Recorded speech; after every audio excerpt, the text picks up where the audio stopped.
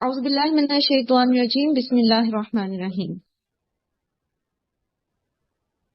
پھر ہم بات کر رہے تھے کہ ایسے لوگ جو اللہ کے دین کا مذاق اڑاتے ہیں، دین کو کھیل تماشا بنا لیتے ہیں. یہاں ذکر خاص طور پر منافقین کا ہے، اہل کتاب کا ہے، کفار کا ہے.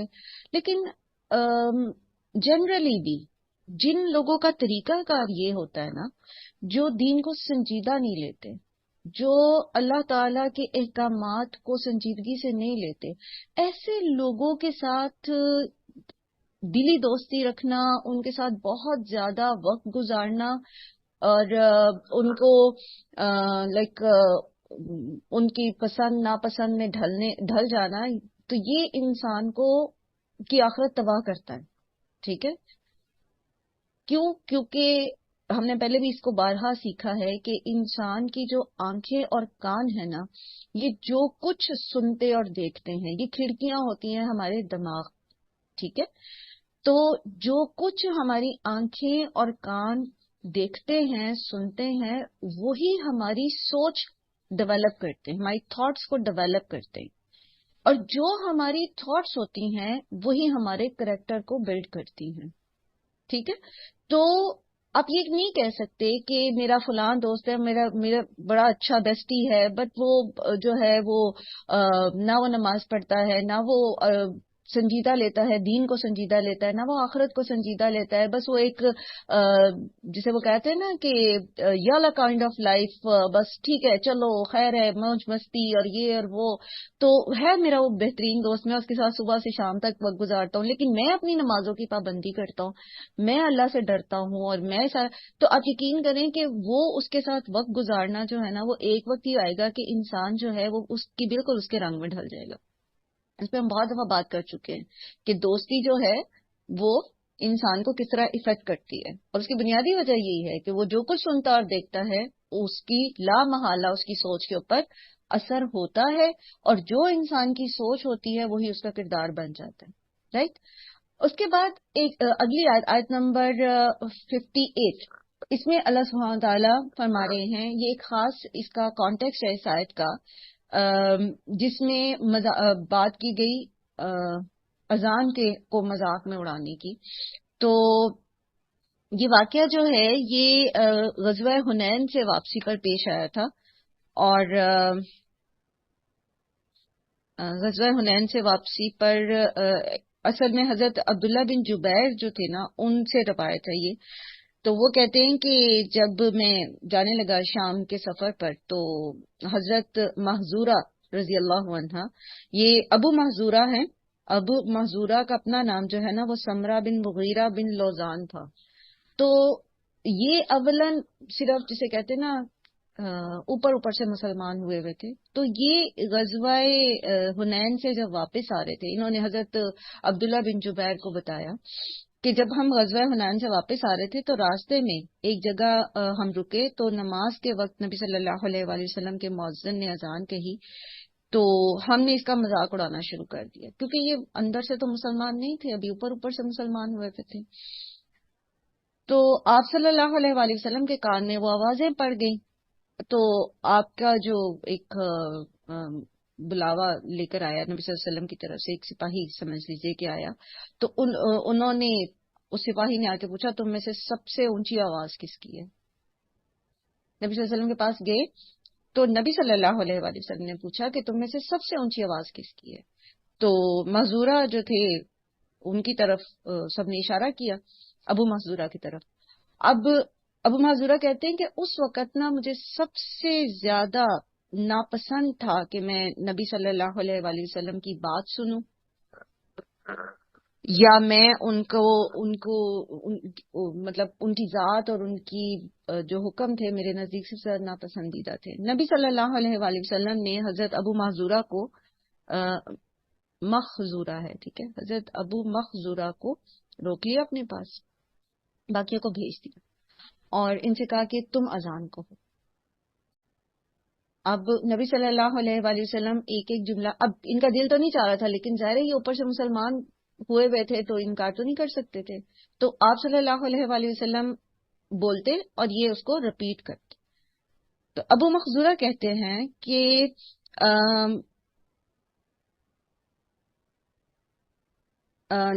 مجھے جو ہے نا اس وقت وہ کلمات کہنا اور وہ سارا کچھ بڑا مشکل لگ رہا تھا. اس کے بعد نبی صلی اللہ علیہ وآلہ وسلم نے میرے سر پہ ہاتھ پھیرا، میری کمر پہ ہاتھ پھیرا اور مجھے چاندی کے سکوں کی ایک تھیلی دی اور میرے لیے دعا کی. آپ صلی اللہ علیہ وآلہ وسلم نے فرمایا کہ اللہ تجھ پر اپنی برکت نازل کرے. تو وہ کہتے ہیں کہ اس کے بعد تو اللہ کی قسم میرے دل سے نبی صلی اللہ علیہ وسلم کی عداوت بالکل ختم ہو گئی اور ایسی محبت آپ کی میرے دل میں پیدا ہو گئی کہ میں نے آرزو کی کہ مکے کا مؤذن مجھے بنا دیا جائے، جس کو نبی صلی اللہ علیہ وآلہ وسلم نے اکنالج کیا اور مکے کا مؤذن انہیں مقرر کر دیا.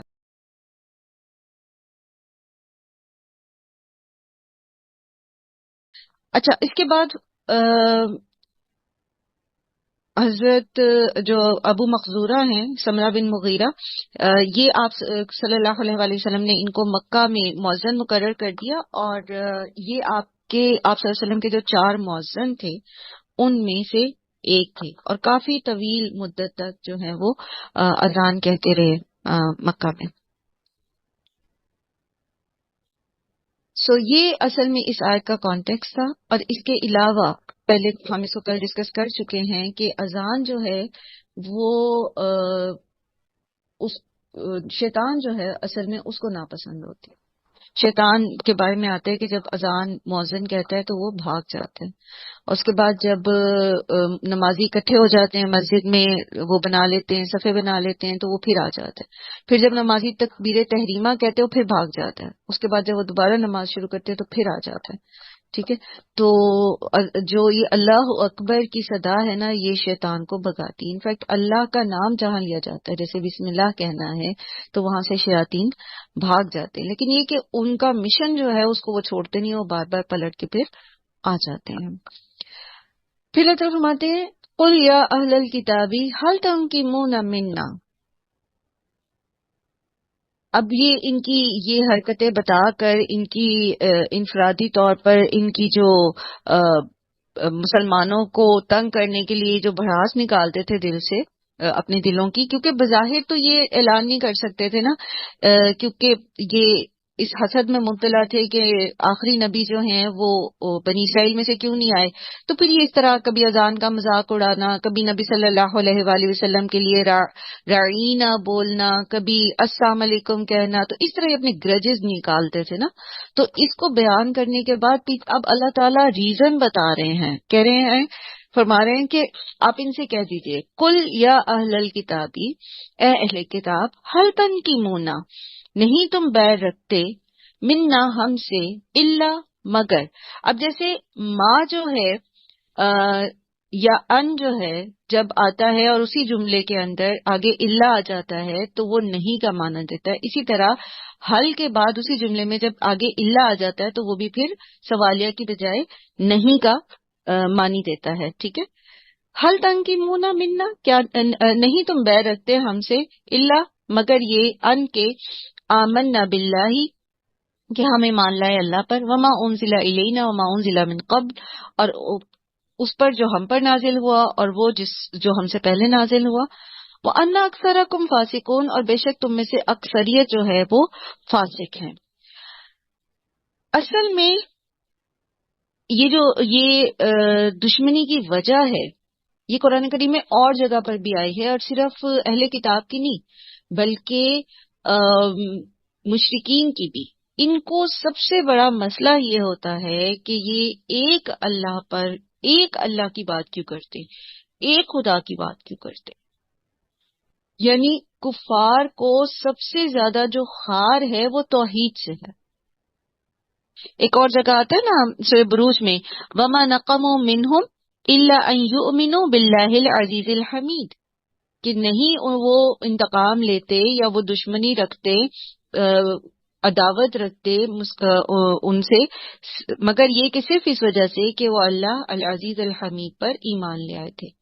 صرف اتنی بات تھی کہ انہوں نے لا الہ الا اللہ کہا، شرک چھوڑ دیا، تو بادشاہ نے ان کے لیے وہ خندق آگ کی کھدوا کر تو اس میں ان کو پھینکوا دیا. ایک اور جگہ قرآن کریم میں آتا ہے کہ وما نقموا الا ان اغناهم اللہ ورسولہ من فضلہ، اور یہ کہ نہیں انہوں نے دشمنی کی مگر یہ اس لیے کہ اللہ نے اپنے فضل سے اور رسول صلی اللہ علیہ وآلہ وسلم نے مال دے کر ان کو غنی کر دیا ہے۔ سورہ توبہ کی آیت ہے۔ ان کی سب سے بڑی دشمنی کی وجہ کیا ہے؟ توحید، اللہ پر ایمان، ٹھیک ہے۔ اور اس کے بعد پھر یہ کہ جب ایمان کے بینیفٹس ملتے ہیں، ایمان کے فائدے ہوتے ہیں لوگوں کو، تو پھر وہ جو دنیاوی فائدے ان کو پہنچتے ہیں اس پر ان کا جو اندر کا خار ہے، جو ان کی اناد ہے، جو ان کی دشمنی ہے، جو ان کا ایک حسد ہے، جلن ہے، وہ اور باہر نکلتی ہے، وہ اور زیادہ بڑھ جاتی ہے۔ یعنی اولاً یہ کہ یہ ایک خدا پر ایمان کیوں لائے، اور دوسرا یہ کہ پھر دنیا میں ان کو فائدے کیوں مل رہے ہیں۔ ان کی دشمنی کی وجہ یہ ہے۔ حالانکہ ہونا یہ چاہیے تھا کہ یہود و نصارہ جو ہیں وہ مشرکین کی نسبت مسلمانوں پر جلدی مسلمانوں کے دوست بن جاتے یہ، اور محمد صلی اللہ علیہ وآلہ وسلم پر ایمان لے آتے، کیونکہ ان کی اپنی کتابوں کے اندر خود یہ تعلیمات موجود تھیں آخری نبی کے متعلق۔ اچھا نہ بھی ہوتی تو بھی اگر یہ اصلاً اپنی کتابوں پر ایمان رکھنے والے ہوتے تو آج بھی آپ دیکھیں کہ اگر وہ عبارتیں جو تحریف شدہ ہیں وہ نکال دی جائیں، اور جو وہ اقوال ہیں جو انبیاء سے، یہ پیغمبروں سے منسوب ہیں، اور although اس میں بھی کافی زیادہ تحریف کی ہوئی ہے انہوں نے، اور ان کی زبانی چونکہ روایتوں پر وہ مبنی تھے تو کچھ نہ کچھ تو اس میں بھی چینجز آ گئی، لیکن لب لباب جو ان تعلیمات کا ہے، جو کتاب کی اصل کتاب کی، وہ یہی ہے، توحید ہی ہے، وہ آلموسٹ وہی ہے تعلیمات ساری کی ساری جو قرآن کریم میں ہے۔ اسی لیے تو قرآن کریم کو محیمن کہا گیا نا، محیمنن کہا گیا اس کے اوپر، ان کتابوں کے اوپر۔ تو اگر یہ واقعتاً اپنی کتابوں پر ایمان لانے والے ہوتے تو یہ تو سب سے پہلے قرآن کو مان لیتے، اس پر ایمان لے آتے، لیکن ان کا حسد، ان کا کینہ اولاً یہ کہ آخری نبی جو ہیں وہ آئے بنی اسرائیل میں سے کیوں نہیں آئے، اور پھر یہ کہ انہوں نے جو تحریفیں کر رکھی تھی دین میں، اس کے پول کھل رہے تھے، اور ایک اللہ پر ایمان کی سچائی لوگوں کے سامنے آ رہی تھی۔ ان کی جو دنیاوی مفادات پہ زد پڑ رہی تھی، اس لیے یہ بلبلا اٹھے اور خود بھی انکار کیا نبی صلی اللہ علیہ وآلہ وسلم کا، اور مسلمانوں سے بھی دشمنیاں نبھائیں، اور دوسرے لوگوں کو بھی اسلام کے متعلق شکوک و شبہات میں ڈالا۔ اور اب آپ یہ دیکھو کہ یہ ابھی تک قائم ہے، ان کی یہ دشمنی، اور دشمنی کی وجہ بھی سیم ہی ہے۔ وہ مسلمان جو پریکٹیکلی مسلم نہیں ہوتے، ٹھیک ہے، جو پریکٹسنگ مسلم نہیں ہوتے، ان سے ان کو کوئی تکلیف ہوتی نہیں ہے عام طور پہ، کیونکہ انہیں پتا ہے کہ یہ تو ہمارے ہی رنگ میں رنگے ہوئے۔ لیکن وہ جو پریکٹسنگ ہوتے ہیں، وہ جو برملا توحید کا اظہار کرتے ہیں، اپنے ایمان کا اظہار کرتے ہیں، قرآن پر عمل کرتے ہیں، وہ ان کو بہت تکلیف دیتے ہیں۔ آلدو ان کی اندر خانہ دشمنی ہر مسلمان سے ہے۔ جب یہ مارنے پہ آتے ہیں، جب یہ اذیتیں دینے پر آتے ہیں، تو پھر یہ نہیں دیکھتے کہ سامنے والا جو ہے وہ حجابی ہے یا داڑھی والا ہے یا پریکٹسنگ ہے یا نان پریکٹسنگ ہے، وہ پھر اس کو مسلمان ہی سمجھتے ہیں۔ لیکن زیادہ تکلیف ان کو، زیادہ دشمنی ان کی انہی لوگوں سے ہوتی ہے جو دین پر عمل کر رہے ہوتے ہیں، اور یہ آج بھی ہے اور یہ رہے گی، کیونکہ اللہ تعالیٰ نے بتا دیا نا، پیچھے بھی آپ نے پڑھا نا کہ یہ تمہارے دوست ہو ہی نہیں سکتے۔ ان کا اور تمہارا انٹرسٹ ڈفرینٹ ہے، ان کا انٹرسٹ دنیا ہے، وہ ایک تحریف شدہ دین کو فالو کر رہے ہیں، اور تمہارا انٹرسٹ آخرت ہے، تم اللہ کی تعلیمات پر عمل کر رہے ہو، تمہارے پاس اللہ کا محفوظ علم موجود ہے قرآن کی شکل میں، تمہارے دوست ہو نہیں سکتے۔ وہ عبد الطاغوت ہیں، تم عبداللہ ہو۔ وہ نفس کے پیچھے چلنے والے ہیں، تم اللہ کی فرما برداری کرنے والے ہو۔ ان کا منتہا سراسر دنیا ہے، تمہارا منتہا نظر آخرت ہے۔ تو دوستی کہاں ہوتی ہے؟ انسان کی دوستی کہاں کر سکتی؟ زیادہ اچھی دوستی کدھر ہوتی ہے؟ جو لائک مائنڈیڈ ہوتے ہیں۔ تو تمہارے تو انٹرسٹ ہی ڈفرینٹ ہے، تم تو ایک دوسرے کے دوست ہو ہی نہیں سکتے. ہاں دشمنی وہ خوب نبھاتے اور جہاں ان کو موقع ملتا ہے وہ کرتے ہیں. آپ نے دیکھا ہوگا ہسٹری میں جو ارلی اسلامک ہسٹری ہے آپ کی، یہ مدینہ کے یہود نے بھی کیسے کیسے دشمنیاں نکالی اور کس طرح منافقت کے لبادے میں، ایمان کے لبادے میں منافقت کے ساتھ مسلمانوں کے خلاف پروپیگنڈا کیا اور اپنے گرجز نکالتے تھے. تو یہاں اللہ تعالیٰ فرما رہے ہیں کہ تمہاری ہم سے دشمنی صرف اس وجہ سے ہے کہ ہم اللہ پر ایمان لائے اور اس پر بھی جو ہماری طرف نازل ہوا اور جو کچھ پہلے بھی نازل ہوا، تو ہم تو اس پر ایمان رکھتے ہیں. اصولاً تو ہمیں تمہاری ساتھ دشمنی ہونی چاہیے تھی کہ تم قرآن پر ایمان نہیں رکھتے. ہم تو تمہاری کتابوں پر ایمان رکھتے ہیں، لیکن الٹ تم نے اس پہ اور یہ کیا کہ بجائے اس کے کہ تم ایمان لاتے، تم ہمارے ساتھ دشمنی نبھا رہے ہو. اور اس کی وجہ کیا ہے؟ وَأَنَّ أَكْثَرَكُمْ فَاسِقُونَ، کیونکہ اکثریت تم میں سے فاسق ہے. اکثریت اپنی کتابوں پر بھی ایمان نہیں رکھتی، اکثریت اللہ کی فرمان بردار ہے ہی نہیں، اکثریت نافرمانی کی طرف مائل ہے، اور اکثریت جو ہے وہ نافرمانی میں حدیں توڑنے والی ہے. قُلْ هَلْ أُنَبِّئُكُمْ بِالشَّرِّ مِنْ ذَلِكَ مَثُوبَةً عِندَ اللَّهِ، کہہ دیجئے کیا میں بتاؤں تمہیں بدتر اس سے، بدلے کے اعتبار سے اللہ کے نزدیک. میں تمہیں بتاؤں کہ یہ جو تم دشمنیاں نبھا رہے ہو ہمارے ساتھ، اس سے کہیں زیادہ تکلیف دہ چیز جو ہے وہ تمہارا انجام ہے اللہ کے پاس. اور من لعنہ اللہ، اور وہ جس پر لعنت کی ہو اللہ نے، وغضب علیہ، اور غضبناک ہوا ہو اللہ اس پر، وجعل منہم القردۃ والخنازیر، اور اللہ نے بنا دیا ہو ان کو بندر اور خنزیر. یہاں ان کے جو انسیسٹرز تھے، ان کے آباء و اجداد نے جو اللہ کی نافرمانیاں کی اور دشمنیاں کی انبیاء سے، ان کو قتل کیا یا قتل کروانے کی کوشش کی یا ان کو ملک بدر کیا، اور اس کے نتیجے میں جو اللہ تعالیٰ نے دنیا میں ان کو سزائیں دی تھیں.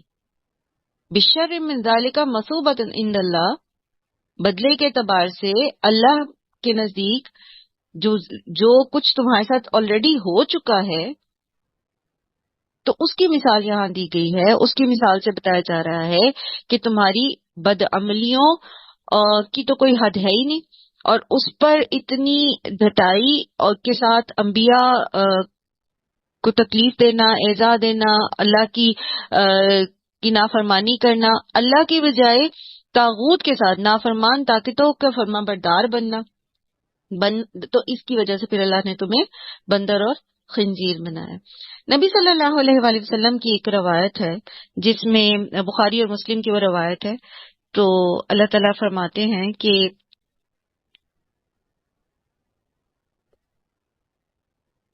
یہود و نصارہ کو مخاطب کر کے کہ ابن جمیل اسی کا بدلہ لیتا ہے کہ وہ فقیر تھا تو اللہ نے اسے غنی کر دیا. ایک شخص کا نام ہے، ٹھیک ہے، تو وہ پہلے فقیر تھا، اللہ نے اس کو مال دے دیا، تو وہ اب لوگوں کو تنگ کرتا تھا، مسلمانوں کو تنگ کرتا تھا. تو اس پر یہ کہا، اور یہ کہ تم میں سے اکثر صراط مستقیم سے الگ اور خارج ہو چکے ہو، تم جو ہماری نسبت گمان رکھتے ہو.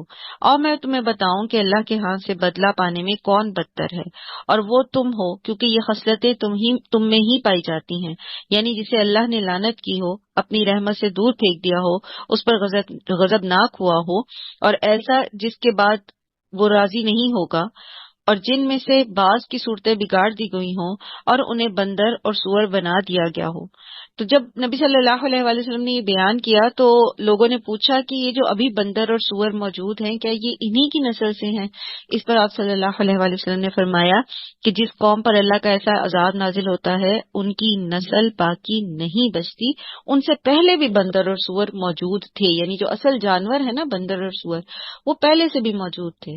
تو ان کو تو اللہ نے عذاب میں ان کی شکلیں بدلی، اور کہتے ہیں کہ یہ جو اصحاب سب تھے جن کو بندر بنایا گیا تھا، 3 دن کے اندر یہ سارے کے سارے پھر مر گئے تھے، ختم ہو گئے تھے، ان کی پوری نسل مٹ گئی تھی. اور یہی روایت جو ہے اس کے تھوڑے سے مختلف الفاظ کے ساتھ یہ صحیح مسلم اور نسائی میں بھی موجود ہے. اور مسند احمد کی ایک روایت ہے کہ جنوں کی ایک قوم کو جو ہے وہ سزا کے طور پر سانپ بنا دیا گیا تھا. وہ عبادت طاغوت، اور جس نے بندگی کی طاغوت کی. یہ بیسکلی اسی کے کانٹیکس میں آ رہا ہے کہ جس شخص نے طاغوت کی بندگی کی تھی، ٹھیک ہے، اور جو ان کے دوسرے اعمال تھے، افعال تھے، وہ سارے کام جو تھے وہ کرنے کی وجہ سے اس پر اللہ کی لعنت ہوئی، اللہ اس پر غضبناک ہوا، اور اللہ نے ان کو بندر اور خنزیر بنا دیا۔ اور طاغوت کیا ہوتی ہے؟ ہر وہ چیز جو بندگی کی حد سے نکل کر خود معبود بن جائے یا کوئی اور اس کو معبود بنا دے، اس کا درجہ اس کو دے دے۔ اولئک یہی وہ لوگ ہیں شر مکانن جو بدترین ہیں درجے میں۔ کون؟ جو اللہ کو چھوڑ کر طاغوت کی بندگی کرتے ہیں۔ وَأَضَلُّ عَن سَوَاءِ السَّبِيلِ اور وہ زیادہ بھٹکے ہوئے ہیں سیدھے راستے سے۔ اضلو افعلو یعنی تفضیل کا صیغہ ہے، یعنی سب سے زیادہ وہ شخص بھٹکا ہوا ہے جو اللہ کا رستہ چھوڑ کر غیر اللہ کے رستے پر چلتا ہے۔ وہ سیدھے رستے سے، اللہ کے سیدھے رستے سے بھٹک جاتا ہے۔ تو ان کو یہ بتایا جا رہا ہے، ان کو یہ مثال دی جا رہی ہے، ان کو یہ سمجھایا جا رہا ہے کہ تم جو مسلمانوں سے دشمنیاں رکھ رہے ہو، تم جو مسلمانوں کو اذیت دیتے ہو یا ان کے خلاف پروپیگنڈا کرتے ہو، یا زبان سے یا ہاتھ سے یا جس طرح سے بھی پلاٹنگ کر کے اور پلان کر کے جنگ مسلط کرنے کی کوشش کی تم نے، تو اصل میں اس کی وجہ یہ ہے کہ مسلمانوں کو اللہ تعالیٰ کامیابیاں دے رہا ہے۔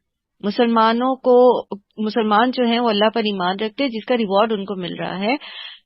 تم نے اللہ کی نافرمانیاں کی تھی تو تمہارے ساتھ یہ کچھ ہوا، تو وہ جو تمہاری اپنی بد عملیوں کی وجہ سے تمہارے ساتھ ہوا، تم اس کا گرج جو ہے وہ مسلمانوں پر نکال رہے۔ ہوتا یہی ہے نا، اصل میں بہت دفعہ انسان کی اپنی غلطی کا وہ خمیازہ بھگتتا ہے، لیکن غصہ وہ دوسرے پہ نکالتا ہے۔ وجہ اس کو جو دوسرا اپنی محنت سے کامیاب ہو رہا ہے اس پر وہ غصہ کرتا ہے، اس سے وہ حسد کرتا ہے، اس کی وہ ٹانگ کھینچنے کی کوشش کرتا ہے، بجائے اس کے کہ وہ اپنی اصلاح کرے، اپنے آپ کو درست کرے، اپنی کمیوں کو دور کرے، اپنی غلطیوں کو دور کرے۔ وہ کیا کرتا ہے؟ اپنے آپ کو مظلوم سمجھتا ہے اور دوسرے سے دشمنی کرتا ہے، حسد کرتا ہے، اس کو نقصان پہنچانے کی کوشش کرتا ہے، اس کی فتح کو اس کی ناکامی میں بدلنے کی کوشش کرتا ہے۔ جنرلی بھی ہم دیکھتے ہیں کہ یہی ہوتا ہے، ان کے ساتھ بھی یہی معاملہ تھا۔ انہوں نے اگر یہ اپنی کتابوں پر ایمان رکھتے صحیح معنوں میں، تو ان کو تو قرآن میں اور اپنی تعلیمات میں کوئی ڈفرنس لگتا ہی نہیں، اور چونکہ یہ ایمان والے ہوتے تو ان کے لیے مشکل نہیں تھا کہ محمد صلی اللہ علیہ وآلہ وسلم پر ایمان لے آتے اور اسی طرح اس کو کنٹینیو رکھتے، اپنی اس نیکی کو، اپنی اس سیدھے رستے پر اپنے سفر کو جس طرح پہلے سے چل رہے تھے، کیونکہ کوئی ڈفرنس نہیں تھا قرآن میں اور تورات اور انجیل کی تعلیمات میں۔ اور پھر اسی طرح سے محمد صلی اللہ علیہ وآلہ وسلم کے بارے میں جو پریڈکشنز تھیں، ان کی جو پروفیسیز تھیں ان کے اس کے اندر، ان کی کتابوں کے اندر۔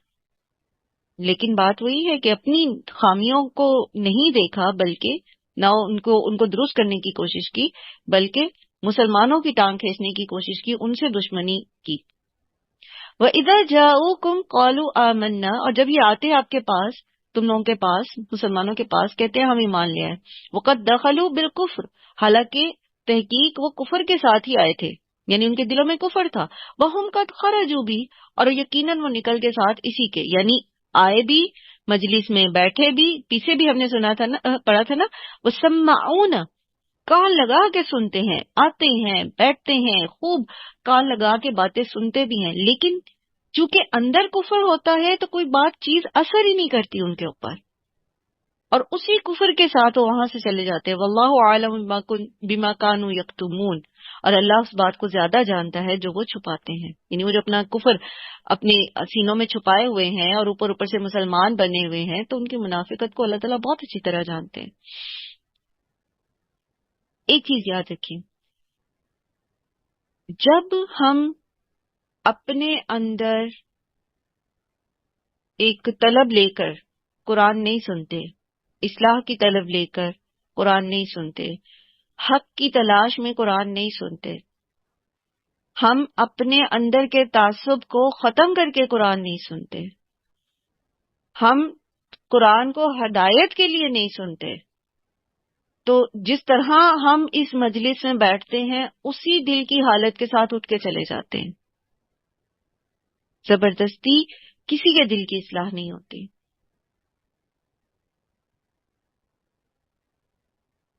ٹھیک ہے، سمجھ رہے ہیں نا؟ ان کے ساتھ بھی یہی معاملہ تھا. یہ آتے تھے، بیٹھتے تھے، مسلمانوں کے ساتھ جیسا کھاتے تھے، مسلمانوں کے جیسی باتیں کرتے تھے، مسلمانوں کے جیسے اظہار بھی کرتے تھے، زبان سے لا الہ الا اللہ کہہ بھی دیتے تھے، لیکن چونکہ اندر کفر تھا اس لیے نبی صلی اللہ علیہ وآلہ وسلم کے منہ سے قرآن سن کر آپ صلی اللہ علیہ وآلہ وسلم کی بابرکت مجالس میں بیٹھ کر بھی ان کے اوپر کوئی اثر نہیں ہوتا تھا. یہ ویسے کے ویسے ہی حالت کفر میں ہی وہاں سے نکلتے تھے. وَتَرَى كَثِيرًا مِّنْهُمْ يُسَارِعُونَ فِي الْإِثْمِ وَالْعُدْوَانِ، اور آپ دیکھیں گے کثیر تعداد کو ان میں سے جو دوڑ دھوپ کرتے ہیں گناہ میں اور زیادتی میں. وَأَكْلِهِمُ السُّحْتَ، اور وہ حرام کھاتے ہیں. حرام کھانے میں زیادہ تر دوڑ دھوپ ان کی کن کاموں میں ہے؟ گناہ کے کاموں میں، زیادتی کے کاموں میں، اور حرام مال کمانے کے لیے. کثیر تعداد کی زندگی انہی چیزوں کے گرد گھوم رہی ہے. لبئس ما کانوا یعملون، البتہ کتنا برا ہے جو وہ عمل کرتے ہیں. یہ اللہ کے رسول کے مجالس میں آتے ہیں، یہ لا الہ الا اللہ کہہ بھی دیتے ہیں، اور پھر بھی ان کی اصلاح نہیں ہوتی. نمبر ایک تو یہ کہ اصلاح کرنا نہیں چاہتے. پھر جو لوگ اصلاح چاہتے ہی نہیں ہیں تو ان کی زندگی کا مرکز اور محور پھر کس طرح کے اعمال ہوتے ہیں؟ عدوان اور اکل السحت. آپ نے دیکھا ہوگا نا، جو لوگ اصلاح کرنا چاہتے ہیں نا اپنی، ان کی زندگی کچھ اس طرح کی ہوتی ہے کہ وہ نیکی کرتے ہیں، کبھی گناہ بھی کر بیٹھتے ہیں، لیکن جب گناہ ہو جاتا ہے تو وہ اس میں راضی نہیں رہتے، وہ اپنی اصلاح کی کوشش کرتے ہیں، وہ پھر سے نئے سرے سے جو ہے اللہ کی طرف سفر شروع کرتے ہیں. کبھی دوڑ کے کرتے، کبھی سلو ہو جاتے ہیں، کبھی گر جاتے ہیں، کبھی رک جاتے ہیں، لیکن جیسے ہی احساس ہوتا ہے پھر آگے کی طرف چلے جاتے ہیں. ان کی زندگیاں گناہ اور عدوان اور حرام کاری میں نہیں ہوتی. لیکن جو اصلاح کرنا ہی نہیں چاہتا اپنی، تو اس کے اعمال پھر ایسے ہوتے ہیں. پھر اس کی زندگی کا مرکز اور محور اور اس کی ساری کی ساری جو دوڑ دھوپ ہوتی ہے وہ انہی معاملات میں ہوتی ہے. اس کی زندگی میں آپ کو اللہ کی رضا، اللہ کے رسول صلی اللہ علیہ وآلہ وسلم کی اطاعت، ان کی سیرت وہ کہیں نظر نہیں آتی، کہیں نظر نہیں آتی. وہ صبح ہوتی ہے تو وہ ایک خاص پیٹرن پر زندگی گزارتے ہیں، شام ہوتی ہے تو ایک خاص پیٹرن پر. ویک ڈیز جو ہیں وہ گدوں گھوڑوں کی طرح صرف دنیا کمانے میں لگاتے ہیں، نہ ان کو اللہ کی یاد کا پتہ ہے، نہ ان کو کوئی قرآن کا پتہ ہے، نہ انہیں کسی اور چیز کا پتہ ہے، حرام ہے حلال ہے، بس وہ سارا ویک جو ہے وہ اسی طرح کام کرتے ہیں اور وہ کماتے ہیں، اور پھر ویکینڈ پر وہ عیاشیوں میں اس کو گزارتے ہیں، اور اس کو وہ فن کا نام دیتے ہیں، اس کو وہ انٹرٹینمنٹ کا نام دیتے ہیں. لبئس ما کانوا یعملون، کتنا برا ہے جو کچھ وہ عمل کرتے ہیں. یہاں تو بالخصوص اہل کتاب کی بات ہو رہی ہے، لیکن جنرلی جیسے میں نے ابھی ایکسپلین کرنے کی کوشش کی ہے، تو انسان کے افعال، اس کے اعمال، اس کا سینٹر آف لائف جو ہے وہ یہی چیزیں بن جاتی ہیں، کیونکہ اس کے اندر طلب ہی نہیں ہے کہ وہ اپنی غلطیوں کو پہچانے، ان کو سدھارے اور آخرت کی طرف کچھ رجحان کرے. اور پھر ایسا ملٹی پلائی ہوتا چلا جاتا ہے. جس طرح مثبت جو مجالس ہیں، جو صالحین کی مجالس ہیں، جب ہم اس کے اندر مسلسل جاتے رہتے ہیں تو وہ ہماری پازیٹیوٹی ملٹی پلائی ہوتی چلی جاتی ہے نا. اسی طرح جیسے جیسے یہ ایک گناہ کرتے ہیں پھر پرواہ نہیں کرتے، 2 3 4، پھر سارا دن، پھر سارا مہینہ، پھر سارا سال، پھر ساری زندگی، وہ پھر ملٹی پلائی ہوتا چلا جاتا ہے. پھر واپسی کا راستہ، اللہ کی طرف جانے کا راستہ وہ گم ہو جاتا ہے، وہ دلوں پہ مہر لگ جاتی ہے. کیونکہ جس ایٹماسفیئر میں انسان رہے گا اسی کا رنگ پھر اس کے اوپر گہرا ہوتا چلا جائے گا نا. اس لیے انہیں بات سمجھ نہیں آتی تھی. اسی لیے آپ کو بہت سارے ایسے لوگ ملیں گے جن کو آپ آیات بھی پڑھ کے سناتے ہیں تو وہ ایسے ہنسی میں اڑا جاتے ہیں، لاپرواہی میں اڑا جاتے ہیں، ان کے اثر ہی نہیں ہوتا۔ وہ اسی لیے نہیں ہوتا کیونکہ ساری کی ساری دوڑ دھوپ جو ہے وہ ان کی اپنی ایک آئیڈیالوجی کے حساب سے ہوتی ہے، انہیں اپنی زندگی کے متعلق جو ان کا ویژن ہوتا ہے اس کے مطابق ہوتی ہے۔ نہ ان کے دماغ میں آخرت کا کوئی خوف ہے، نہ ان کو اللہ کا ڈر ہے، نہ ان کو اللہ کی رضا کی فکر ہے۔ لولا ينهاهم الربانيون والاحبار عن قولهم الاثم واكلهم السحت، یہ اتنا آگے نکل گئے یہ عوام جو تھے، اکثر ہے نا، اکثرکم الفاسقون ہے نا، اکثر تم میں سے فاسق ہیں، تو اکثریت ان سارے معاملات میں اتنی انڈلج ہو گئی کہ وہ بھول ہی گئے کہ اصل تعلیمات کیا تھی دین کی۔ تو اللہ تعالیٰ ایک ڈانٹ، ابن عباس کہتے ہیں کہ یہ سخت ترین ڈانٹ ہے دیندار طبقے کے لیے، علماء کے لیے، اولیاء کے لیے۔ ربانی کون ہوتے ہیں؟ اولیاء اللہ، ولی اللہ جسے آپ کہتے ہیں، اللہ والے لوگ جو اپنی اللہ کے لیے کی عبادت کے لیے اپنے آپ کو الگ کر لیتے ہیں، تھوڑا اس کے اوپر فوکس کرتے ہیں۔ علماء کون ہوتے ہیں؟ جن کے پاس علم ہوتا ہے۔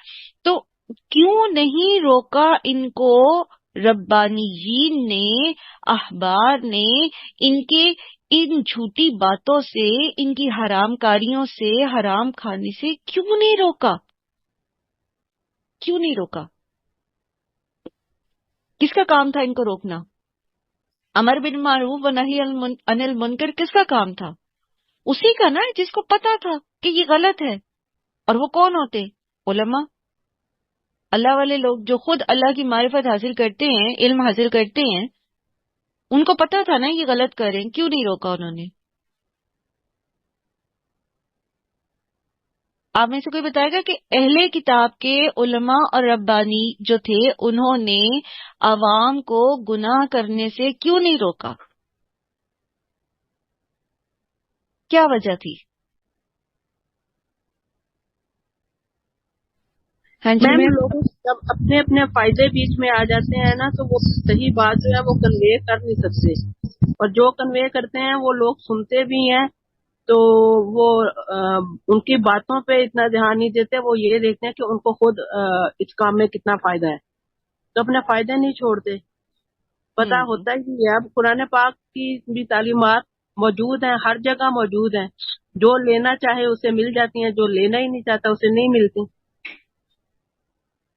اصل وجہ یہ تھی کہ آپ نے بالکل ٹھیک پوائنٹ آؤٹ کیا، لیکن اس سے بھی بڑی ایک اور وجہ بھی ہے، اور وہ یہ کہ ان کے علماء اور ربانی خود انہی جیسے بدترین عمل کرنے والے تھے۔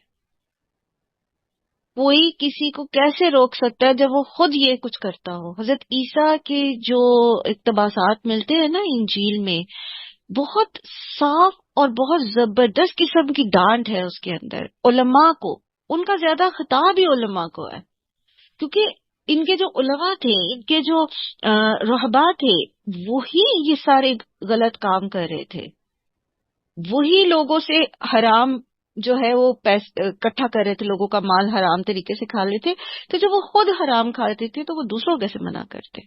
سب سے پہلی چیز یہ کہ امر بالمعروف و نہی عن المنکر کر ہی وہ سکتا ہے جو خود وہ نہ کرتا ہو، کیونکہ ورنہ لوگ گریبان پکڑیں گے، تم تو خود ہی ایسے کرتے ہو۔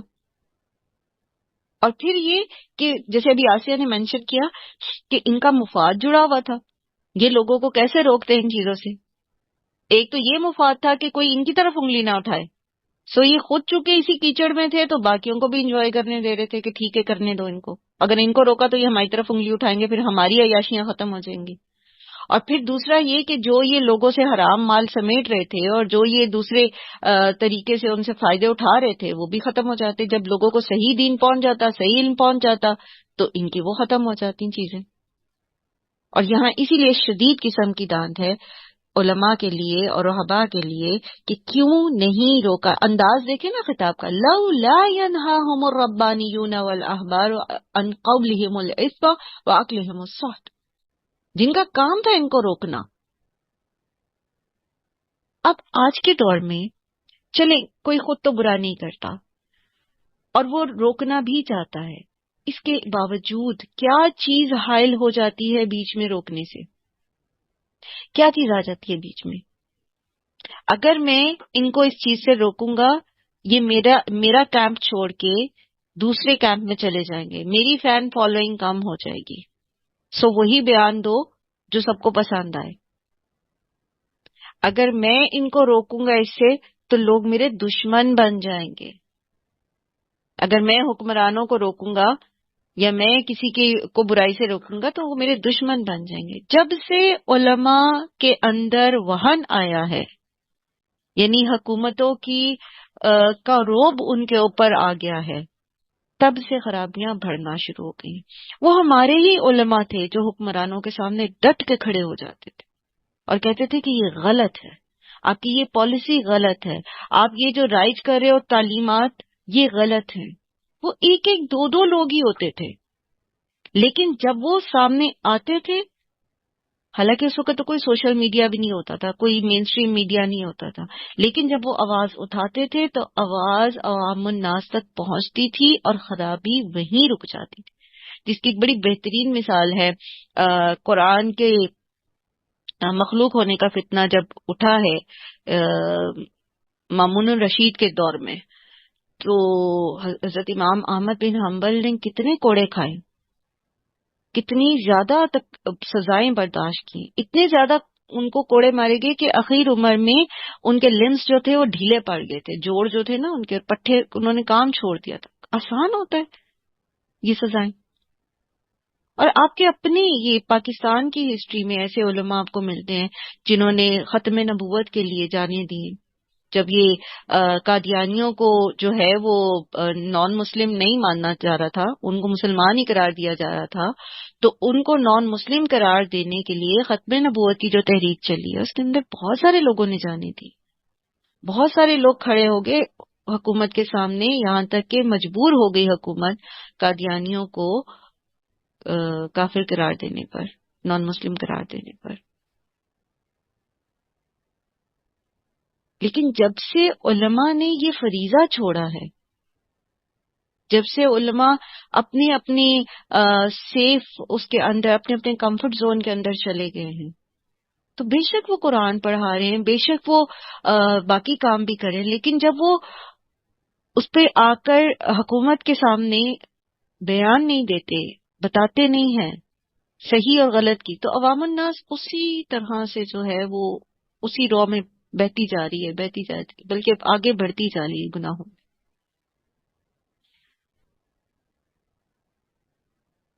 بہت ساری مثالیں آپ کو ملیں گی۔ حسن نبا کی مثال ملتی ہے، ان کو تو خیر پھانسی چڑھا دیا گیا تھا، سید قطب شہید کو پھانسی دی گئی تھی مصر میں، انہوں نے جب کلمہ حق بیان کیا تھا علماء کے سامنے، یہ بھی پیچھے کچھ 90s کچھ کی ہسٹری ہے۔ پھر اسی طرح اور بھی بہت ساری مثالیں ملتی ہیں، لیکن علماء جب اپنے حصے کا کام نہیں کرتے تو اللہ کی طرف سے پھر ان کے لیے ڈانٹ ہے۔ اور ایک بات یاد رکھیے کہ جب ہمیں دین پتہ ہے تو اس کو پہنچانا ہم پر فرض ہے، اور اگر ہمیں دین نہیں پتا تو وہ ہماری جہالت ہے، ہماری غلطی ہے، اس کے اوپر پکڑ ہے۔ یہ نہیں آپ کہہ سکتے کہ اوہو یہ تو بڑا خطرناک کام ہو گیا، اب ہم نے دین سیکھ لیا، اب تو ہم سے پوچھ ہوگی کہ دوسروں کو کیوں نہیں بتایا۔ نہیں، اگر نہیں سیکھتے تو بھی پوچھ ہوتی، ہو سکتا ہے زیادہ ڈبل ہی ہو جاتی۔ ٹھیک ہے، تو جب ہمیں پتا ہے سچ کیا ہے، حق کیا ہے، حکمت کے ساتھ اس کو بیان کر دینا ضروری ہے۔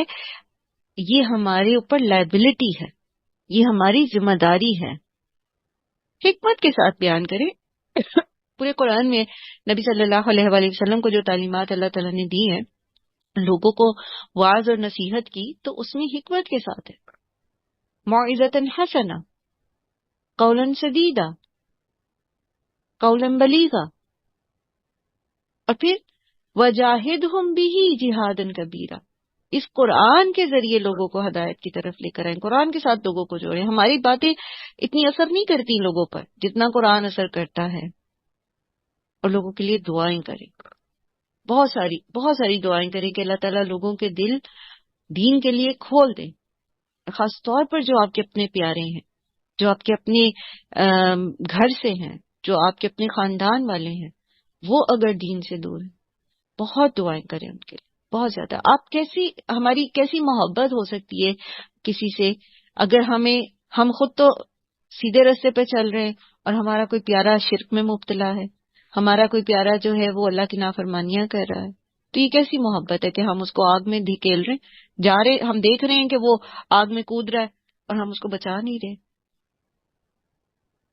سو اوور آل جو پہلی ذمہ داری امر بالمعروف و نہی عن المنکر کی آتی ہے وہ ربانی اور احبار کے اوپر آتی ہے، یعنی علماء اور اولیاء اللہ پر آتی ہے کہ وہ لوگوں کو سیدھے راستے کی طرف رہنمائی کریں. اور پھر اس کے بعد ہر وہ شخص جس کو سچ پتا ہے، حق پتا ہے، درست بات پتا ہے، اسے چاہیے کہ وہ دوسروں تک اسے پہنچا دے. لبئس ما کانوا یصنعون، کتنا برا ہے جو وہ کرتے تھے، جو وہ بناتے تھے. صنع کا لفظ بھی بیسیکلی بنانے کام کرنے کے لیے آتا ہے. صنع وہ کام ہوتا ہے، یہ صنعت سے نکلا ہے، ٹھیک ہے، جیسے عملہ ہے، فعلہ ہے، اسی طرح صنع ہے. تو صنع وہ کام ہوتا ہے جس کے پیچھے مشقت ہوتی ہے، محنت ہوتی ہے، یعنی ان ساری کوتاہیوں میں بھی انہوں نے مشقت تو اٹھائی ہے. انہوں نے جو کچھ بنایا ہے، جو کچھ اکٹھا کیا ہے مال، مشقت تو ہے اس میں، کسی نہ کسی لیول کی محنت تو لگتی ہے.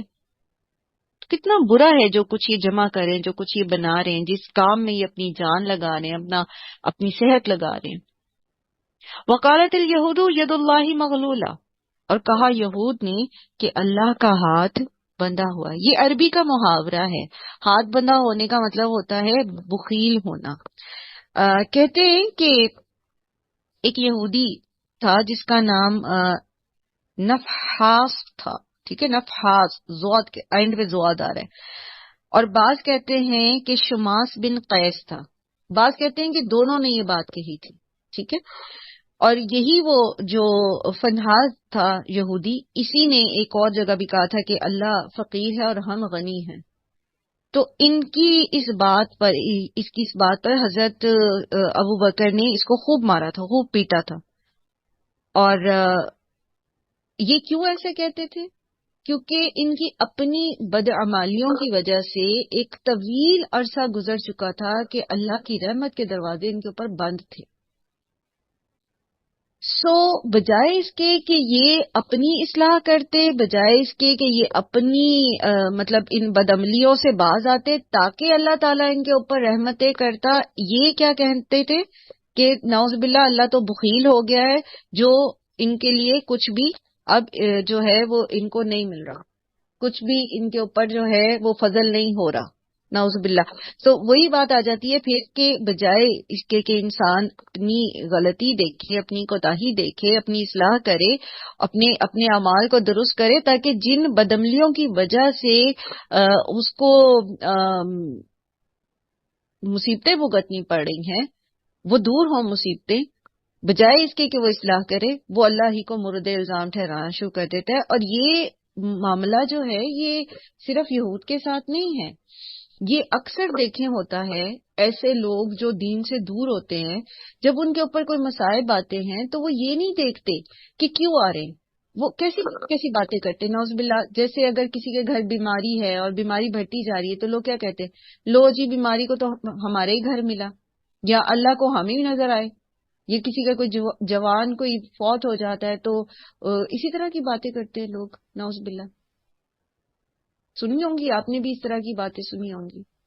تو بجائے اس کے کہ وہ غور کرے کہ کیا وجہ ہوئی، کیوں ایسا ہو رہا ہے، میری عبادتوں میں کہاں کمی ہے، میری اللہ کی فرما برداری میں کہاں کمی ہے، کیوں اللہ مجھ سے خفا ہے، کیوں مصیبتیں میرے اوپر آ رہی ہیں، مجھے اپنی اصلاح کرنی چاہیے، مجھے استغفار کرنی چاہیے، اس کی بجائے وہ اللہ کو مورد الزام ٹھہرا دیتے ہیں، گویا نعوذ باللہ اللہ کو ان پر رحم نہیں آ رہا، اور اللہ نے ان پر رحم نہیں کیا، اور اللہ ان کی سنتا نہیں ہے. یہ بات تو اکثر آپ نے سنی ہوگی کہ جی اللہ نے ہماری تو اللہ سنتا ہی نہیں ہے، میری تو دعا قبول ہی نہیں ہوتی.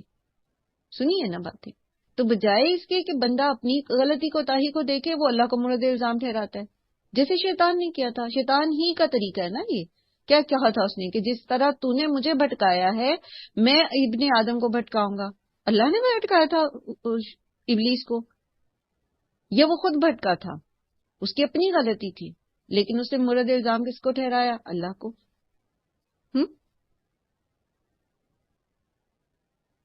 سو انہوں نے بھی بجائے اس کے کہ یہ یہود اپنی اصلاح کرتے، کیا کہتے کہ اللہ بخیل ہو گیا ہے، اللہ ہم پر رحم نہیں کر رہا، یا اللہ ہم پر اپنا فضل نہیں کر رہا۔ غلت ایدیہم، باندھ دیے گئے ہاتھ ان کے، ان کے ہاتھ باندھ دیے گئے ہیں اصل میں۔ وَلُعِنُوا بِمَا قَالُوا، اور وہ لعنت کیے گئے بوجہ اس کے جو انہوں نے کہا، یعنی ان کی باتوں اور ان کے افعال اور ان کے اعمال ایسے تھے کہ ان پر لعنت ہوئی اور ان کو محروم رکھا گیا، ان کی طرف سے اللہ کی طرف سے ان پر جو ہیں وہ اللہ کی رحمت کے دروازے بند ہوئے، وہ ان کی اپنے ہاتھوں کی کمائی تھی، اللہ کے ہاتھ بندھے ہوئے نہیں ہیں۔ بل یداہ مبسوطتان، بلکہ اس کے تو دونوں ہاتھ کھلے ہیں۔ ينفق کیف یشاء، وہ جیسا چاہتا ہے خرچ کرتا ہے۔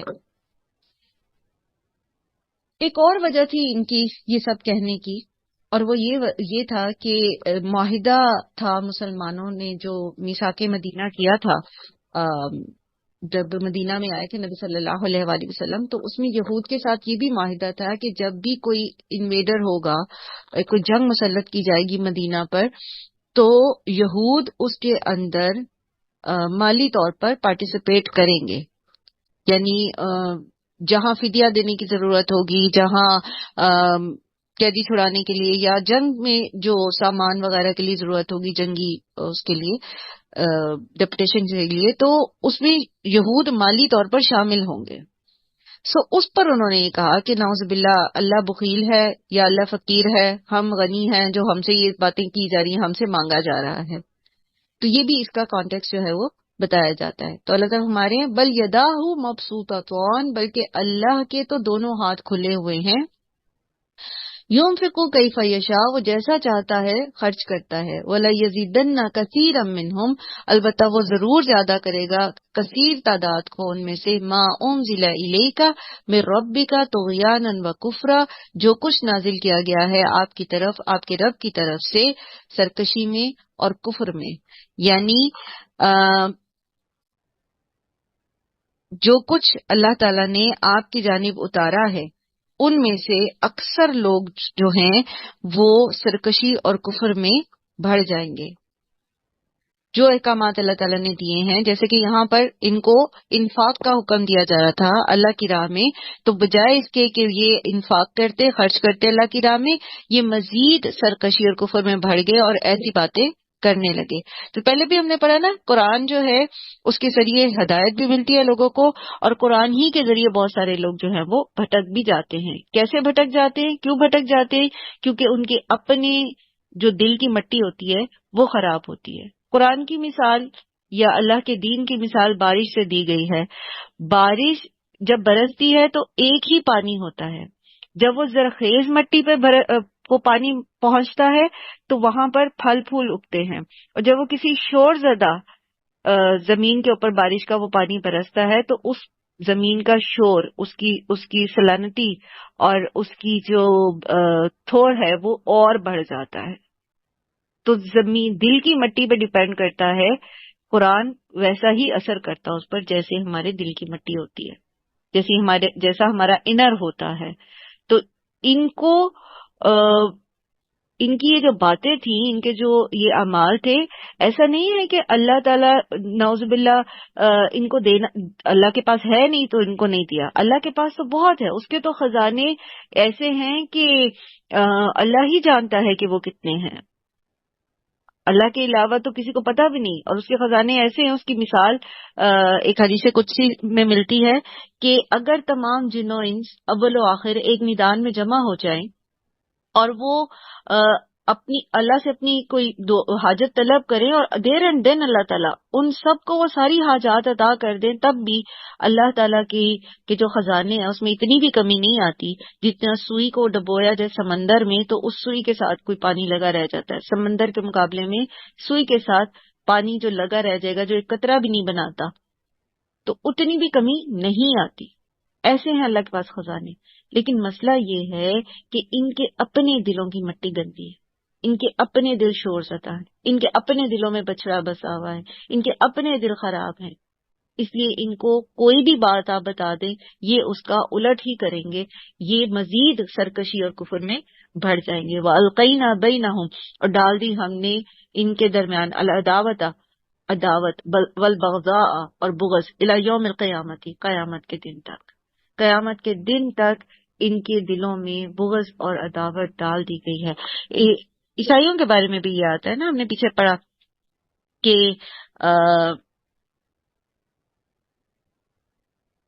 ان کے بیچ میں بھی اللہ تعالیٰ نے جو ہے ان کو بھی فرقوں میں بانٹ دیا. ٹھیک ہے، اختلافات میں مبتلا ہو گئے، خود اپنے عقیدوں میں بھی وہ مختلف اختلافات میں پڑے ہوئے، عیسائی بھی. اسی طرح یہود بھی جو ہیں، ابھی بھی آپ دیکھتے ہوں گے آج کل تو بہت ساری ویڈیوز بھی آ رہی ہیں سامنے کہ بہت سارے جیوز جو ہیں وہ کچھ اور بیان دے رہے ہیں، جو زائنسٹ ہیں وہ کچھ اور ہیں. بیسیکلی زائنسٹ جو ہیں وہ یہود بھی نہیں ہے، وہ یہودیوں کا ایک ڈیفالٹیڈ قسم کا ورژن ہے، اصل جیوز نہیں ہے یہ جو زائنسٹ ہیں. تو بہرحال ان کے بیچ میں بھی اختلافات ہیں اور 71 فرقے ان کے اندر ہیں. تو یہ بغض اور عداوت جو ہے ان کے بیچ میں قیامت تک اللہ تعالیٰ نے ڈال دی. اور جو فرقہ بندی ہے یہ اللہ کی طرف سے عذاب الہی ہوتا ہے، ہم پہلے بھی پڑھ کے آئے ہیں. ٹھیک ہے،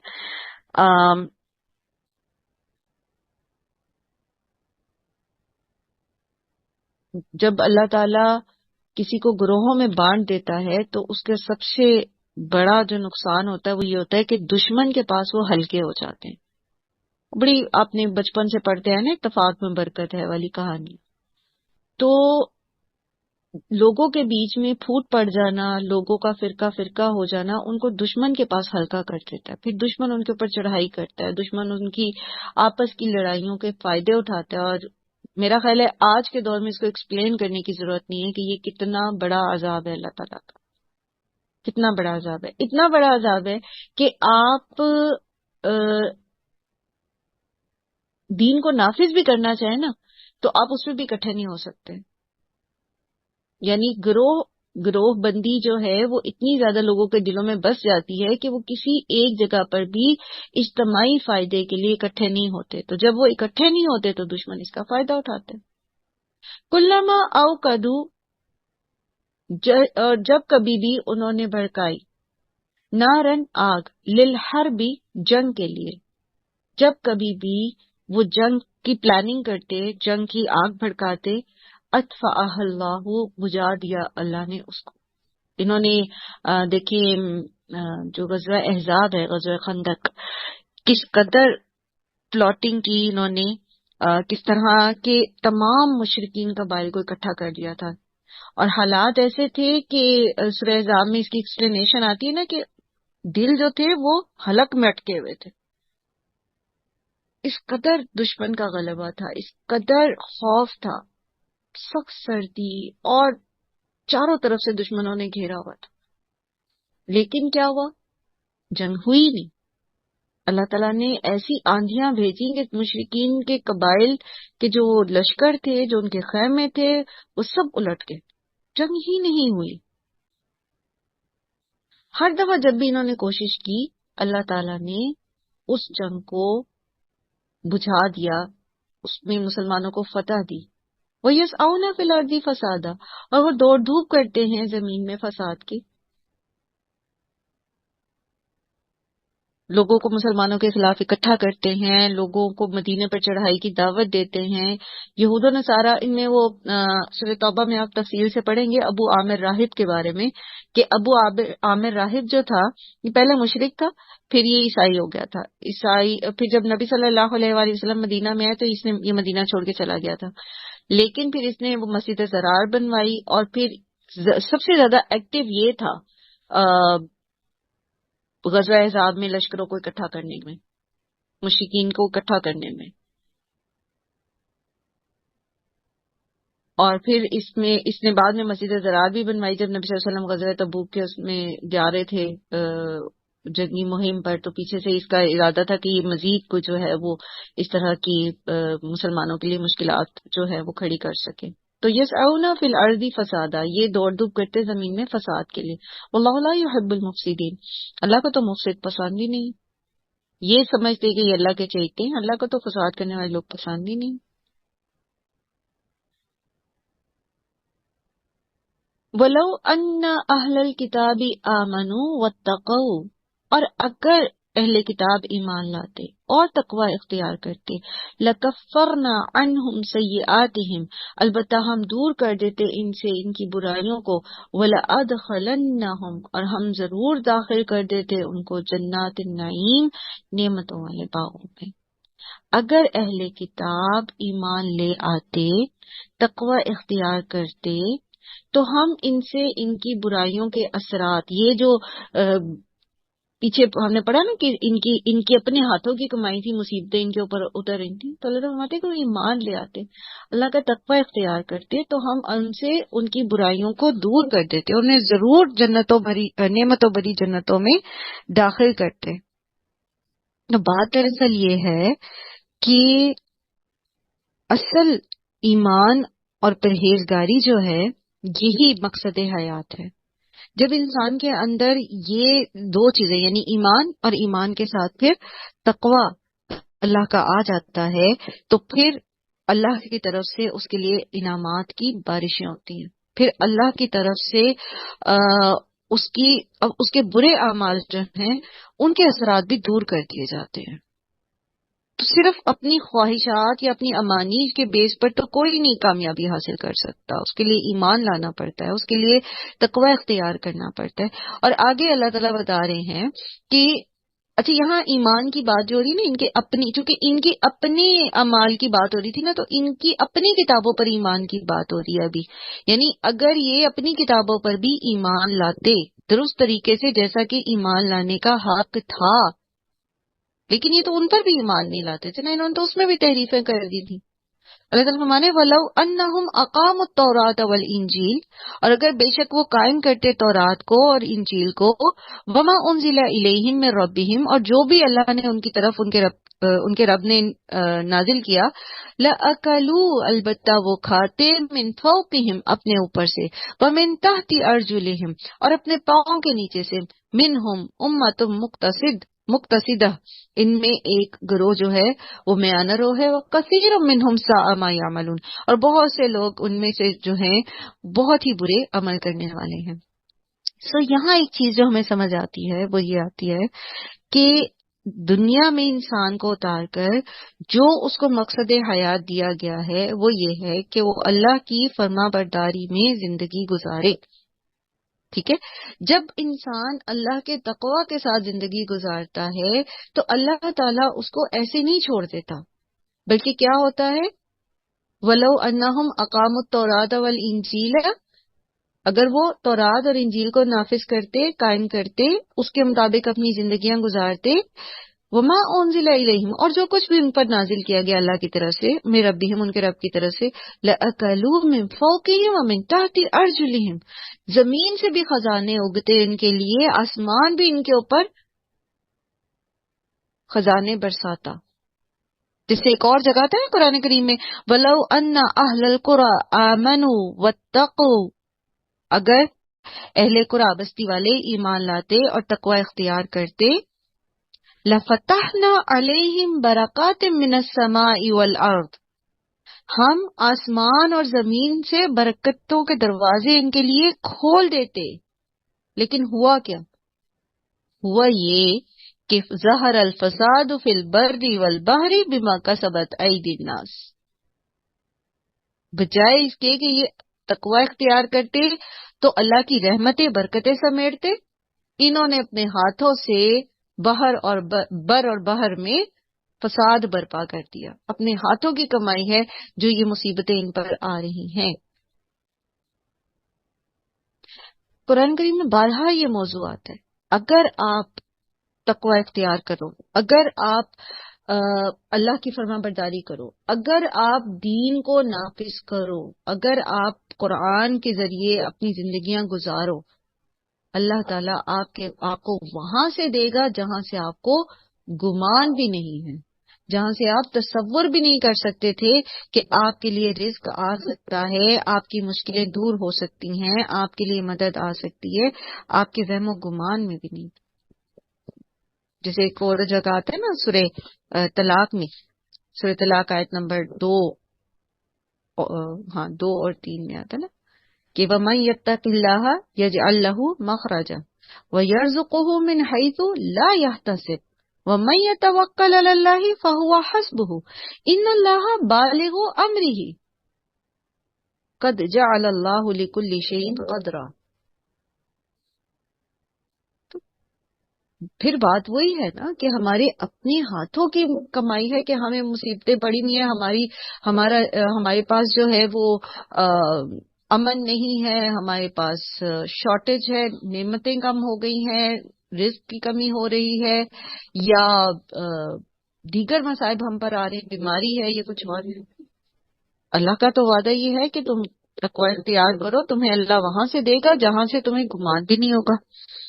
خاص طور پر ان کو یہ جو کہا جا رہا ہے نا کہ اگر یہ تورات اور انجیل کو قائم کریں تو بائبل کی جو کتاب ہے، کتاب احبار اور استثناء، 2 کتابیں، ان میں حضرت موسیٰ علیہ السلام کی ایک تقریر جو ہے وہ نقل کی گئی ہے، جس میں انہوں نے بنی اسرائیل کو بڑی تفصیل کے ساتھ یہ سمجھایا کہ اگر تم احکام الہی کی ٹھیک ٹھیک پیروی کرو گے تو کس کس طرح اللہ کی رحمتیں اور برکتیں تم پر نازل ہوں گی، اور اگر تم کتاب اللہ کو پس پشت ڈال دو گے، نافرمانیاں کرو گے، تو کس طرح کی بلائیں اور مصیبتیں اور تباہیاں ہر طرف سے تم پر ہجوم کریں گے. اور حضرت موسیٰ کی یہ جو تقریر ہے، جس کا ایک وہ بتایا آپ کو، بنیادی جو مرکزی خیال ہے وہ میں نے آپ کو بتایا، تو بیسکلی یہ اس آیت کی بڑی بہترین تفسیر ہے کہ اگر یہ تورات اور انجیل قائم کریں، اور تورات اور انجیل کیا ہے؟ اللہ کی کتاب ہے نا. اور قرآن کیا ہے؟ اللہ کی کتاب ہے نا، اللہ کا کلام ہے نا، اللہ کے احکامات ہیں نا. تو اگر ان کے ساتھ یہ وعدہ ہے تو پھر ہمارے ساتھ بھی یہی وعدہ ہے. تو اگر ہم قرآن کو نافذ کریں گے، اور پھر بار بار ایک ہی بات، جیسے پہلے بھی میں نے بارہا عرض کیا کہ قرآن نافذ کرنے کا مطلب صرف جو ہے وہ شریعت کی وہ حدود نافذ کرنا نہیں ہوتا. قرآن نافذ کرنے کا مطلب ہوتا ہے اس کے اندر اپنے آپ کو ڈھال لینا، قرآن کے سانچے میں اپنے آپ کو ڈھال لینا.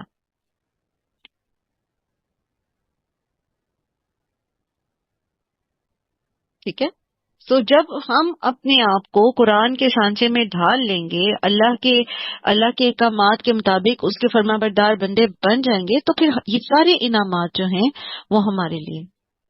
اور ہم نے دیکھا کہ ایسا ہوا. وہ مسلمانوں ہی کا دور تھا نا، جب ایک عورت جو ہے جب لوگ صدقہ لے کے نکلتے تھے حضرت عمر بن عبدالعزیز کے دور میں، تو کوئی صدقہ لینے والا نہیں ہوتا تھا، اتنی فراوانی مال کی ہو چکی تھی. اور کوئی عورت جو ہے وہ لدی بھنی زیور سے تنہا نکلتی تھی ایک علاقے سے دوسرے علاقے سے جانے کے لیے، اور کوئی اس کی طرف نظر نہیں اٹھا کے دیکھتا تھا، تو وہ تقوی ہی تھا نا. تو یہ ہوا ہے، یہ ہسٹری میں محفوظ ہیں یہ چیزیں. اگر ہمیں ویسے سمجھ نہیں نہ آتی، پڑھ کے ہمیں یقین نہیں آتا، حالانکہ اللہ کا کلام ہے، اللہ کی بات سے زیادہ سچی بات کس کی ہوگی، لیکن نہیں یقین آتا تو ہسٹری اٹھا کے دیکھ لیں. خود ان کی بنی اسرائیل کی اپنی ہسٹری میں آپ دیکھیں کہ جب انہوں نے نافرمانیاں کی، ان پر اللہ کی طرف سے مصیبتیں آئیں، اور جب انہوں نے انبیاء کی آواز پہ لبیک کہا، اور کچھ گروہ ایسے اٹھے ان کے اندر، جیسے یہاں ذکر آ رہا ہے نا منہم امت مقتصدہ، ان میں کچھ میانہ رو لوگ بھی ہیں. تو جب یہ لوگ اٹھے، جب انہوں نے انبیاء کی آواز پہ لبیک کہا، تو اللہ تعالیٰ نے ان کو سارا کچھ دیا. سب کچھ دیا، لیکن ہوتا پھر وہی تھا کہ ایک جنریشن جو انقلاب لے کر آتی تھی، اخلاقی طور پر درست ہوتی تھی، اس سے اگلی جنریشن پھر لاپرواہ ہو جاتی، اس سے اگلی اور زیادہ، اس سے اگلی اور زیادہ، اور پھر ایک وقت آتا کہ دوبارہ اللہ کی پکڑ میں ہی آ جاتے۔ تو یہ تو اللہ کا وعدہ ہے، جب آپ اللہ کے احکامات کی فرما برداری کریں گے، آپ اللہ کا قرب حاصل کرنے کی کوشش کریں گے، آپ اللہ کا تقوی اختیار کریں گے، اللہ تعالیٰ آپ کی مدد کرے گا، وہ آپ کے ساتھ ہے۔ اور جب انسان اللہ سے دور ہوتا جائے گا اور جتنا زیادہ دور ہو جائے گا تو اللہ کی پکڑ میں آئے گا، چاہے اللہ تعالیٰ اس کو ڈھیل دے دیں، مہلت دے دیں، لیکن اللہ کی جو ہے نا وہ رسی اس کی دراز کریں گے، لیکن پھر اس کو عذاب بھی ایسا دیں گے کہ کسی کو بھی ایسا عذاب نہیں دیا گیا ہوگا۔ اور یہاں پہ یہ جو کہا جا رہا ہے نا کہ منہم امت مقتصدہ و کثیر منہم ساء ما یعملون، تو یہ ہر قوم میں ایسے ہی ہے، اکثریت جو ہوتی ہے وہ اللہ کی نافرمان ہوتی ہے، اکثریت جو ہوتی ہے وہ اپنی خواہش کے پیروکار ہوتی ہے۔ ایک اور جگہ قرآن میں آتا ہے نا وَمِن قَوْمِ مُوسَىٰ أُمَّةٌ يَهْدُونَ بِالْحَقِّ وَبِهِ يَعْدِلُونَ، موسیٰ کی قوم میں سے ایک گروہ حق کی ہدایت کرنے والا اور اسی کے ساتھ عدل و انصاف کرنے والا ہے۔ اور پھر اسی طرح ایک گروہ کے بارے میں حضرت عیسیٰ کی قوم کے بارے میں بھی آتا ہے کہ فَآتَيْنَا الَّذِينَ آمَنُوا مِنْهُمْ أَجْرَهُمْ، ان میں سے ایسے لوگ بھی ہیں ایمان والے جن کے ثواب اور عنایت ہم نے ان کو عطا کیے۔ لیکن پھر کیا ہوا، جب یہ گروہ گزر گیا تو پھر کیا ہوا، پھر وہ لوگ آگے جو ناخلف تھے اور انہوں نے نمازوں کو ضائع کر دیا اور وہ اپنی خواہشات کے پیچھے لگ گئے، تو پھر اللہ کی پکڑ آئی۔ اور ہمیشہ یہ گروہ زیادہ ہوتا ہے جو اپنی خواہشات نفس کی پیروی کرتا ہے۔ یا ایھا الرسول بلغ ما انزل الیک من ربک، یہ جو کچھ بھی کر رہے ہیں آپ انہیں کرنے دیں، لیکن آپ اپنا کام نہیں چھوڑیں، آپ ان کی مخالفت سے متاثر نہ ہو، آپ پہنچا دیجئے جو نازل کیا گیا ہے آپ کی طرف، آپ کے رب کی طرف سے، آپ پر آپ کے رب کی طرف سے جو کچھ نازل کیا اس کو پہنچا دیں۔ بلغ یبلغ تبلیغ، اس میں مبالغہ ہوتا ہے، ٹھیک ہے، یعنی دوسرے کو پہنچانا اور پہنچانے کا حق ادا کر دینا، ایسے پہنچانا کہ حق ادا ہو جائے۔ وَإِن لَّمْ تَفْعَلْ فَمَا بَلَّغْتَ رِسَالَتَهُ، اور اگر نہ آپ نے کیا ایسا تو نہیں پہنچایا آپ نے پیغام اس کا، یعنی اگر آپ نے تبلیغ کا حق ادا نہیں کیا مؤثر طریقے سے، حکمت کے ساتھ وہ پہنچاتے رہے پیغام اللہ تعالیٰ کا، یہ تو پھر اس کا مطلب ہے کہ آپ نے اس کام کا حق ادا نہیں کیا۔ یہاں ایک بات سمجھ سیکھی ہے، دین کے پہنچانے کو تبلیغ کیوں کہا گیا ہے؟ کیونکہ یہ صرف بتا دینے کا کام نہیں ہوتا، ٹھیک ہے، یہ جو کہا گیا نا وما علینا الا البلاغ، تو اس کا مطلب یہ نہیں ہے کہ صرف کہہ دیا، بلکہ کہنے میں حکمت کے ساتھ تعاونوا علی البر بھی شامل ہے، اور پھر مسلسل پہنچاتے رہنا، اور پھر اپنی سے پوری کوشش کرنا، یعنی یہ نہیں کہ بس بتایا اور چھوڑ دیا، بتاتے ہی رہنا مختلف طریقے سے، مؤثر طریقے سے، ٹھیک ہے۔ واللہ یعصمک من الناس، اللہ تعالیٰ بچائے گا آپ کو لوگوں سے، آپ لوگوں کے ڈر سے اللہ کے پیغام کو دوسروں تک پہنچانا نہ چھوڑیں، اللہ آپ کی لوگوں سے حفاظت کرے گا۔ کہا جاتا ہے کہ جس وقت اس وقت نا جب یہ آیت نازل ہوئی تو اللہ کے رسول صلی اللہ علیہ وآلہ وسلم کے خیمے میں نا کچھ لوگ پہرا دے رہے تھے، یعنی پہرے دار نگہبان مقرر تھے۔ تو جب یہ آیت نازل ہوئی تو اس پر نبی صلی اللہ علیہ وآلہ وسلم نے فرمایا کہ اب تم جاؤ، اب چوکیداری کی ضرورت نہیں ہے، یعنی اللہ نے مجھے اپنی پناہ میں لے لیا، اب مجھے تمہاری چوکیداری کی ضرورت نہیں ہے۔ اور یہ واقعہ جو ہے یہ سن 2 ہجری کا ہے، ٹھیک ہے، یعنی بالکل جب دشمن جو تھے بالکل سر پہ تھے، اور ہر طرف سے یہود کی طرف سے بھی دشمنی تھی اور مشرکین کی طرف سے بھی ہر طرف سے دشمنی تھی، لیکن جب اللہ تعالیٰ نے فرما دیا نا کہ واللہ یعصمک من الناس، اللہ آپ کی حفاظت کرے گا لوگوں سے، تو آپ صلی اللہ علیہ وآلہ وسلم نے پھر اپنا جو پہرا تھا، چوکیداری جو کوئی کر رہا تھا، تو ان سے پھر وہ چوکیداری آپ نے ختم کر دی. یہاں ایک چیز جو ذہن میں آتی ہے، جو بات سمجھ میں آتی ہے، وہ یہ ہے کہ عام طور پر ہم لوگوں کو حق بات اس لیے نہیں پہنچاتے کہ وہ ہمارے مخالف ہو جائیں گے، وہ ہمیں ناپسند کریں گے، وہ ہمیں کوئی ایذا پہنچائیں گے. اب دیکھیں یہاں پر نبی صلی اللہ علیہ وآلہ وسلم کو جانی خطرہ تھا، جان کا خطرہ تھا. پیچھے مشرکین مکہ جو تھے وہ بھی آپ کی قتل کی جو ہے وہ پلاننگ کر کے بیٹھے تھے، تو اللہ نے وہاں سے آپ کو بچا لیا تھا ہجرت کی رات. اور پھر یہاں پہ بھی بہت سارے دشمن تھے جو آپ صلی اللہ علیہ وآلہ وسلم اور آپ کے اصحاب کے دشمن تھے، اور یہود نے اس کے لیے کوشش بھی کی آپ کو بارہا جو ہے وہ آپ صلی اللہ علیہ وآلہ وسلم کو نقصان پہنچانے کی. تو کیا کہا جا رہا ہے کہ آپ لوگوں کے اس سے نہ ڈریں، آپ لوگوں اللہ تعالیٰ آپ کو لوگوں سے بچا لے گا. اللہ تعالیٰ اگر محمد صلی اللہ علیہ وآلہ وسلم کو لوگوں سے بچائے گا اس بات پر کہ وہ لوگوں کو اللہ کا دین پہنچائے، تو اللہ تعالیٰ ہمیں بھی بچا لے گا نا. ہمیں تو کوئی جان سے نہیں مارنے لگا. ہمارے لیے تو سب سے بڑی مشکل صرف یہ ہوتی ہے کہ کوئی میرے سے ناراض نہ ہو جائے، کوئی میرے سے جھگڑا نہ کر لے، میری بات سن کے لوگ مجھے آئسولیٹ نہ کر دیں، مجھے مجلس سے اٹھا نہ دیا جائے، میری انسلٹ نہ ہو جائے. زیادہ سے تو یہی مسائل ہیں نا. تو جب اللہ آپ کے ساتھ ہے تو پھر ہمیں ڈرنے کی کیا ضرورت ہے؟ ان اللہ لا یہدی القوم الکافرین، اللہ تعالیٰ کافروں کو ہدایت نہیں دیتا، اللہ تعالیٰ کافروں کے دل نرم نہیں کرتا.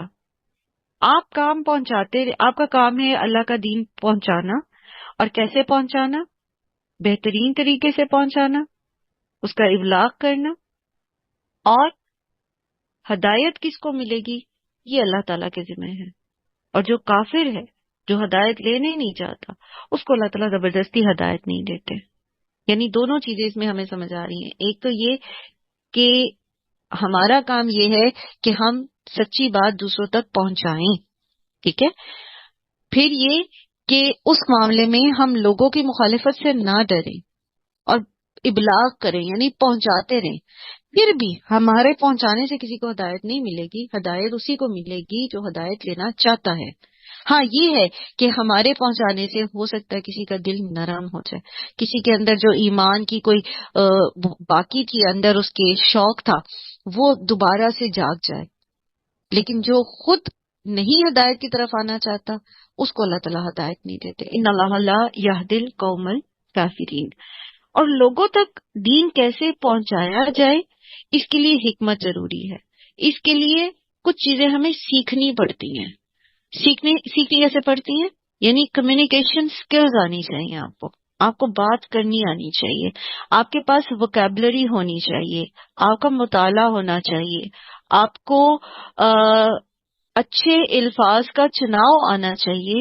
اور پھر یہ کہ آپ کو جس سے آپ بات کریں سامنے والے کی نفسیات کی سمجھ بھی ہونی چاہیے. اور ایک مبلغ جو ہوتا ہے اس کے پاس یہ ساری سکلز ہوتی ہیں جب وہ قرآن پڑھنے والا ہوتا ہے، کیونکہ قرآن ہی ہیومن سائیکالوجی آپ کو ڈیفائن کرتا ہے. ابھی تک ہم نے ہیومن سائیکالوجی سے ریلیٹڈ جتنے بھی سیشنز کیے ہیں تو اس میں اس کو ہم نے قرآن ہی کے ذریعے سیکھا ہے، قرآن ہی کے ذریعے اس مسئلے کو بھی سارٹ آؤٹ کیا اور اس کا حل بھی قرآن کے ذریعے ہی نکالا. تو ہیومن سائیکالوجی بیان کرتا قرآن آپ کو سکھاتا ہے کہ انسانوں کے مسائل کیا کیا ہو سکتے ہیں اور کیا کیا ان کی سوچ ہو سکتی ہے. اسی کو اللہ تعالیٰ نے خطاب کیا ہے قرآن میں، اسی چیز سے پرسن ٹو پرسن جس طرح کی کسی کی نفسیات ہوتی ہے اسی طرح سے اس کو بیان کیا گیا ہے. قرآن میں کلیکٹیولی اس کو اکٹھا کر دیا گیا ہے. کہیں انذار ہے، کہیں بشارتیں ہیں، کہیں نرمی کا لہجہ ہے، کہیں تنبیہ کا لہجہ ہے، کہیں زجر ہے، کہیں اللہ سبحانہ و تعالیٰ نے جو ہے وہ ایک طریقے سے بات بیان کی ہے، کہیں دوسرے طریقے سے بات کی ہے. انبیاء کے قصص آپ دیکھیں گے کہیں اللہ تعالیٰ نے نبی کا نام لے کے بات کی تو کہیں قوم کا نام لے کے بات کی،